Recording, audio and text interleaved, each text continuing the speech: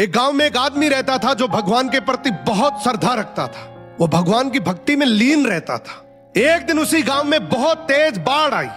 गांव के सभी लोग अपनी जान बचाने के लिए पहाड़ों की तरफ भागने लगे, लेकिन यह आदमी गांव के बीचों बीच एक पेड़ के नीचे हाथ जोड़कर बैठ गया।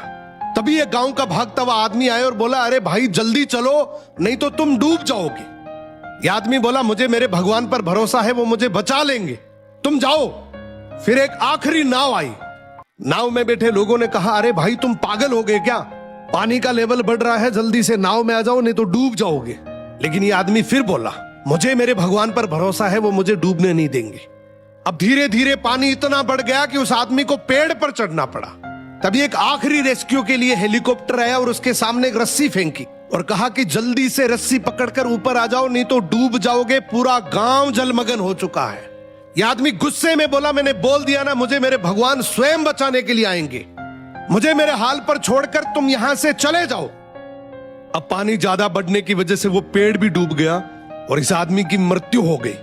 आदमी ऊपर जाकर बोलता है, भगवान मैंने आपसे ये उम्मीद नहीं करी थी, मैंने तो आपकी इतनी भक्ति करी, इतने यज्ञ करे, इतना दान पुण्य किया और आपके ऊपर अटूट भरोसा किया, फिर भी आप मुझे बचाने के लिए नहीं आई। भगवान बोले, मैं तुझे बचाने के लिए एक बार नहीं बल्कि 3 बार आया था। पहले उस आदमी के रूप में, उसके बाद नाव के रूप में, और आखिर में तू फिर भी नहीं माना तो तेरे लिए हेलीकॉप्टर भी लेके आया, लेकिन तूने हर बार मौका ठुकरा दिया, इसलिए मैं तुम्हें बचा नहीं पाया। इसी तरीके से इस दुनिया में बहुत से लोग हैं जो अपने जीवन में बहुत दुखी हैं, लेकिन कुछ करते नहीं हैं। वो कहते भगवान जैसा चाहेगा वैसे जिंदगी चलती रहेगी, जो करेगा भगवान ही करेगा।